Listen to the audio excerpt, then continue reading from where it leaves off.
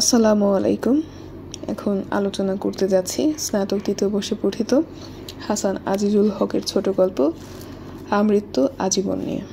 গল্পের শুরুতেই আমরা প্রথমে এর চরিত্র সম্পর্কে জেনে নেব। এর মূল চরিত্রগুলোর মধ্যে রয়েছে করম আলী, তার ছেলে রহম আলী, করম আলীর স্ত্রী এবং করম আলীর মা। এই চারজনকে নিয়ে মূলত তাদের দরিদ্র পরিবার। এছাড়াও রয়েছে 14 বছর বয়সী সাদেক এবং মূল চরিত্রে রয়েছে সাপ। একটি সাপকে কেন্দ্র করেই মূলত এই গল্পটি রচিত হয়েছে। এবার মূল গল্পে চলে যাচ্ছি। বর্ষার ঘন কালো মেঘ আকাশে থমথম করছে। করম আলীর বাড়ির সামনের বিলে আকাশের প্রতিচ্ছবি পড়ে সেটিকে আয়নার মতো দেখাচ্ছে।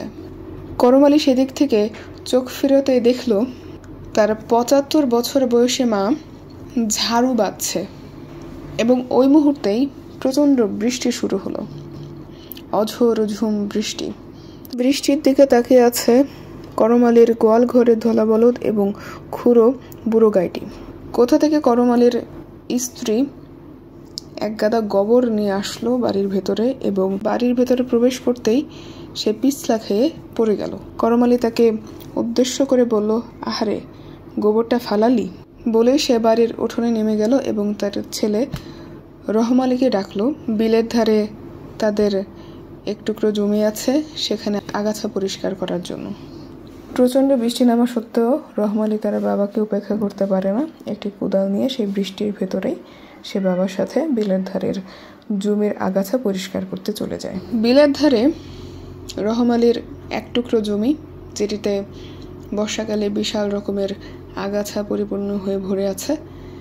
রহম আলী এবং করম আলী দুজনে মিলে তারা জমিটি পরিষ্কার করতে থাকে। রহম আলী একদিকে, করম আলী অন্যদিকে। তো জমিটা যেহেতু তারা পরিষ্কার করছে, একটা অংশ আছে এই জমিতে একটি কন্যার একটি নারিকেল গাছ এবং সেটাকে ঘিরেই অনেক বড় বড় ঝোপঝাড় হয়ে আছে। করম আলী সেখানে গিয়ে কোদাল চালায় এবং কোদাল চালাতেই ভেতর থেকে ফুস করে একটি শব্দ আসে। করম আলী থমকে যায় এবং সে দেখে ভেতর থেকে কুণ্ডলি পাকানো একটি সোনালি রঙের গোখরো সাপ ফোনা তুলছে। সেটাকে দেখে করম আলীর সমস্ত শরীর পাথরের মতো জমে যায়। সে ভয় পেয়ে যায় এবং আস্তে আস্তে তার ছেলে রহম আলীকে ডাকে এবং বলে, বাজান, শরীরটা খারাপ লাগতেছে, কামটা এখন থাক, বিকেলবেলা করবানে।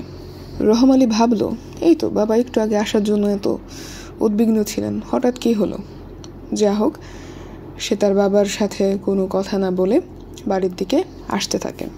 বাড়ির কাছে আসতেই তারা দূর থেকে দেখে তাদের বাড়ি ঘিরেই মানুষের আয়োজন এবং দূর থেকে করম আলী দেখতে পায় তার মা আকাশের দিকে হাত পা ছুঁড়ে বিলাপ করছে।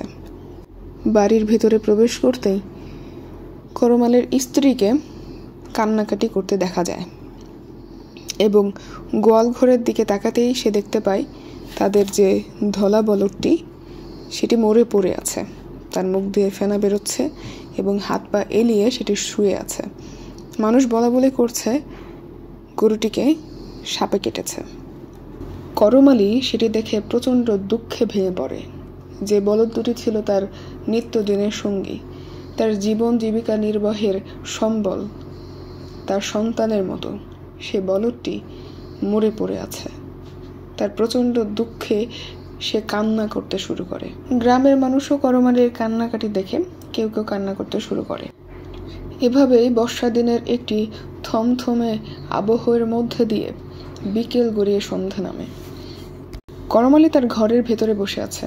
হঠাৎ একটি অকস্মাৎ ডাকে বা আহ্বানে করম আলী ঘরের বাইরে এলো এবং সে সেই কণ্ঠস্বরটি চিনতে পেল। বর্গা জমির মালিক তার বাড়িতে এসেছে। সে বলল, এখন তো আর গরু নেই, তো করম আলী তার জমি চাষাবাদ করবে কি করে?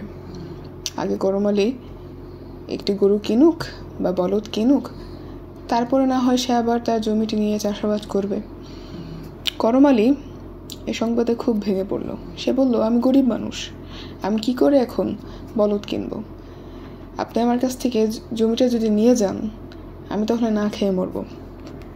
অনুরোধ করে সে খুব বেশি ভেঙে পড়ল এবং জমির মালিক তাকে 7 দিন সময় দিল, যে 7 দিনের ভেতরে যদি তুমি জমিটায় চাষাবাদ করতে শুরু না করো, তাহলে আমি অন্য কাউকে দিয়ে দিতে বাধ্য হব। জমির মালিক চলে যাবার পর করম আলীর ছেলে রহম আলী বাবাকে বলে যে বুড়ো গাই তো আছে, তো আমি বলদটার পরিবর্তে যদি অন্য পাশে হাল ধরি তাহলে তো চাষাবাদ ঠিকই করা যাবে। আমি পারবো না বাজান, এমন একটা উক্তি দেয়। এবং পরবর্তী মুহূর্তে রাতের খাবার শেষে করম আলী আবার গোয়াল ঘরের দিকে যায় এবং ধলা বলদটি তখন ওখানে পড়েছিল। ধলা বলদটির পাশে বসে করম আলী আবার কান্নাকাটি শুরু করে। ওই সময় তার স্ত্রী তার পাশে আসে এবং বলে, কান্নাকাটি করলে কি কোনো লাভ হবে? আমি আপনার সংসারে এতদিন খেটেছি, যাই করেছি, আমি ওই বলদটার বদলে আমি তাহলে লাঙল ধরি। ছেলে এবং বউর দুইজনের এমন কথা শুনে করম আলী নিজেকে তখন একজন অসহায় স্বামী, একজন অসহায় বাবা মনে হতে লাগলো। পরদিন করম আলী এবং রহম আলী আবারও সেই জমিতে বাকি আগাছাটুকু পরিষ্কার করতে যায়। করম আলী একদিকে, রহম আলী অন্যদিকে। করম আলী আবারও সেই অংশটিকে, যেখানে গতদিন সে সাপ দেখেছে, ওই অংশটিতে আবারও পরিষ্কার করতে যায় এবং আবারও সে সেই গোখরো সাপটিকে দেখে এবং আজকে তাকে দেখতে অনেকটা মেটে রঙের দেখাচ্ছে। সে এবার সেই সাপটিকে দেখে রহম আলীকে ডাক দেয়। রহম আলী সাপটিকে দেখে কোদাল নিয়ে সাপটিকে প্রহার করতে যায়, কিন্তু সাপটি গায়ে সেই আঘাত লাগে না। সাপটি ফনা খুব উঁচু করে ধরে এবং তাকে ছোবল মারতে আছে, যদিও সে ছোবল দেয় না। কিন্তু তার সে ভাব দেখে রহম আলী খুব ভয় পেয়ে যায় এবং তারপরে তারা দুবাব বেটা আবারও সেই স্থানটি ত্যাগ করে এবং বাড়ির দিকে রওনা হয়। খাবার দাবার শেষে রহম আলী বিকালের দিকে বের হয়ে যায় সেই সাপের রহস্যময় গল্পটি গ্রামের মানুষের কাছে বলে বেড়াতে। লেখক এভাবে এটিকে বুঝিয়েছেন বা বলেছেন যে সন্ধ্যার আগেই সাপটি গ্রামটিকে তার বিশাল শরীর দিয়ে পেঁচিয়ে পেঁচিয়ে বেঁধে ফেলেছিল। অর্থাৎ সাপটি এখানে উপস্থিত না হয়েও তার যে একটি গল্প আছে, তার যে ভীতি, তার মধ্য দিয়ে গ্রামের মানুষের ভেতরে একটি প্রভাব বিস্তার করেছে। এটি মূলত এই একটি লাইনের মাধ্যমে বোঝানো হয়েছে। পরদিন গ্রামের যুবক এবং কিশোররা সেই জমিতে যায় সাপটিকে খুঁজে মারার উদ্দেশ্যে। প্রথমে অনেকে খোঁজাখুঁজি করে এবং পরবর্তীতে না পেয়ে অনেকে একটু অন্যমনস্ক হয়ে যায়, কিন্তু একটা সময় সেই সাপটিকে দেখা যায়। অকস্মাৎ সাপটি কোথা থেকে বেরিয়ে এসে সাদেক নামে 14 বছরের একটি ছেলেকে দংশন করে, যা দেখে করম আলী তার শরীরের সমস্ত রাগ নিয়ে কোদাল দিয়ে সাপটির গায়ে আঘাত করে। সাপটির লেজের অংশ থেকে ওই আঘাতের ফলে 8 ইঞ্চির মতো লেজ কেটে যায়। তার সমস্ত রাগ নিয়ে প্রহার করার পরেও সাপটির মাত্র 8 ইঞ্চি পরিমাণের লেজের অংশটিকেই সে আলাদা করতে পেরেছে বা ক্ষতি করতে পেরেছে, এর বেশি কোনো ক্ষতি সে করতে পারেনি। পরবর্তী অংশে করম আলী তার বর্গা জমির মালিকের কাছে যায়। তার যে নিজস্ব বিলের ধারে জমিটুকু আছে সেটুকু বন্ধক রেখে তার কাছ থেকে 300 টাকা আনতেন এবং সেই 300 টাকায় সে একটি বলদ কিনবে। কিনে সে তার কাছ থেকে আবার জমিটুকু নিয়ে বর্গা সে আবার চাষাবাদ করে যখন মাঘ মাসের দিকে তার কাছে টাকা আসবে, সে সেই টাকা দিয়ে জমিটি আবারও ফেরত নেবেন। কিন্তু করম আলী খুব ভালো করে জানে সে গরিব মানুষ, তার কাছে জমি বর্গা রাখা এবং বিক্রি করার একই অর্থ। বর্গা জমির মালিক মোটামুটি রাজি হয়ে যায়। করম আলী বাড়ির দিকে ফিরতে থাকে। আকাশে আবারও সেই প্রচণ্ড মেঘ করেছে, বৃষ্টি আসবে আসবে ভাব। গ্রামের সরপিল পথটা এঁকে বেঁকে তার বাড়ির দিকে চলে এসেছে। দুপাশে তার বড় বড় বিশাল বিশাল গাছ। অন্ধকার একটি আবহ পথের মাঝখানে তৈরি হয়েছে। একপাশে তার বিশাল বড় বিল, সেই বিল যেখানে আকাশের প্রতিচ্ছবি পড়লে তাকে দেখায় আয়নার মতো। করমালী বৃষ্টিতে ভিজতে ভিজতে তার বাড়ির সামনের নারকেল গাছের নিচের খড়ের গাদার কাছে যখন পৌঁছলো, তখন আকাশ থেকে একটি বিদ্যুৎ এসে করমালী বিদ্যুৎপৃষ্ট হলো। সেটি দেখে তার ছেলে রহম আলী তার কাছে ছুটে এলো এবং তাকে নিয়ে ঘরের ভেতরে শুইয়ে দিল।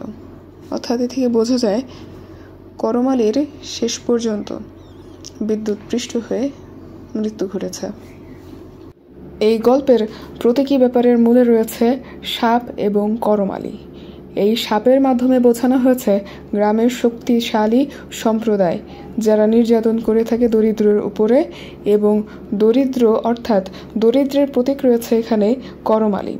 গ্রামে করমালীর মতো এরকম দরিদ্র শ্রেণীর মানুষেরা শক্তিশালী সাপের মতো শক্তিশালী, শক্তিধর, বিষধর মানুষের বা গোষ্ঠীর অত্যাচারে একসময় তারা নিঃস্ব হয়ে যায়। সেই বিষয়টি হাসান আজিজুল হকের আমৃত্যু আজীবন গল্পের মাধ্যমে প্রকাশিত হয়েছে। তো আজ এই পর্যন্তই, ধন্যবাদ।